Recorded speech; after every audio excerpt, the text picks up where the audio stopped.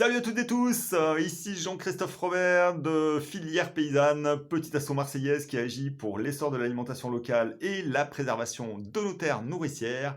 Deux enjeux qui vont naturellement de pair, surtout dans un département tel que le nôtre où, comme j'ai souvent coutume de le dire, nous avons 2 millions de Bouches-du-Rhône à nourrir, ce qui n'est pas une mince affaire. Alors pourquoi cette vidéo? Eh bien, comme son nom l'indique, pour offrir un petit cadeau de Noël édifiant à nos grands élus bâtisseurs, dont Laurent Wauquiez entre autres. Et quel est ce cadeau? Eh bien ce cadeau, il s'agit en fait du livre intitulé «Qui sème le béton aura bientôt la dalle», que voici. Livre donc qui a été, publié récemment par notre association aux éditions des Trois Colonnes.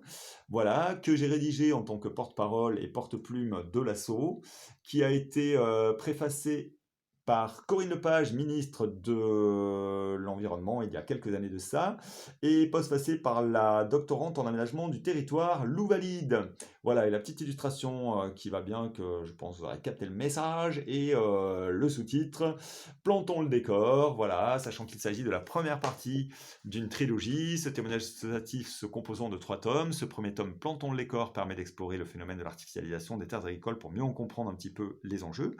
Le second tome, sous-titré Des solutions existent, permettra d'explorer les réponses qui sont à notre disposition pour endiguer ce phénomène qui n'a rien d'une fatalité, c'est la bonne nouvelle, joyeux Noël. Et le troisième tome, sous-titré Que font nos dirigeants, permettra d'identifier les forces de résistance politique sur lesquelles nous devons agir pour pouvoir effectivement inverser cette tendance. Alors, cette présentation de l'ouvrage étant faite, présentons maintenant les élus auxquels notre association a souhaité l'offrir pour Noël.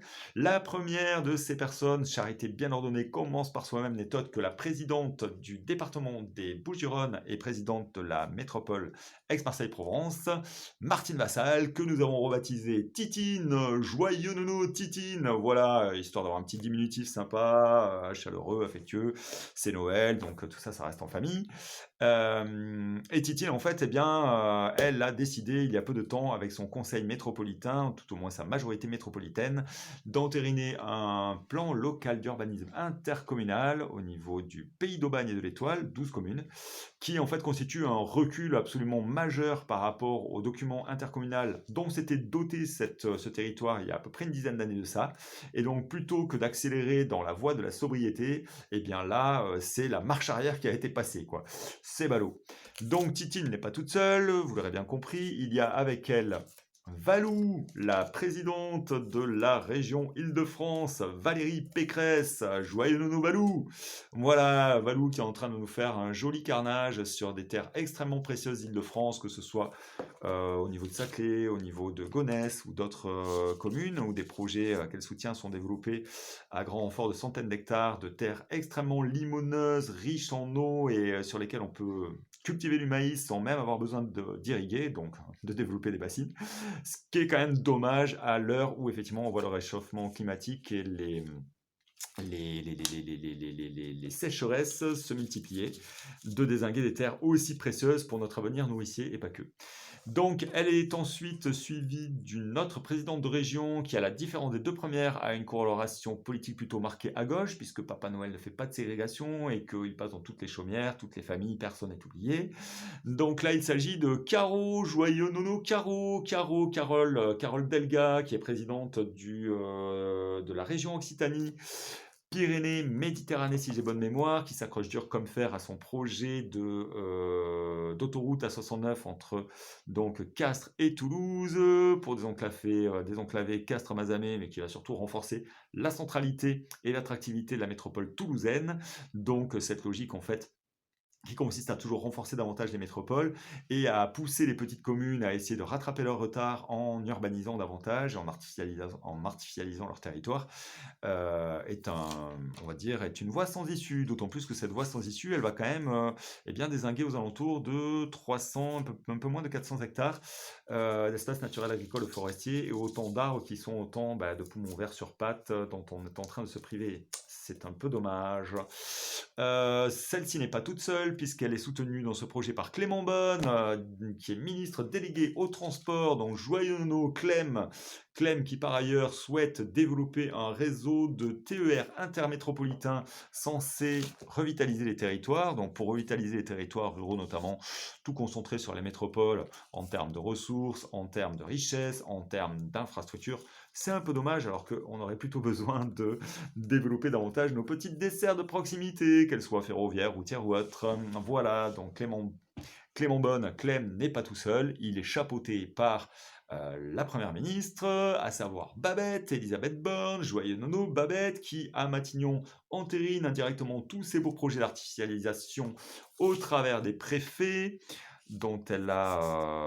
sur lesquels elle a autorité à travers le ministre de l'Intérieur en tant que chef du gouvernement, et celle-ci étant elle-même dirigée par, en tout cas, on va dire, contrôlée dans son action par le président de la République qui, depuis l'Élysée, détient vraiment toutes les clés décisionnelles et les arbitrages ultimes, sommitaux et suprêmes.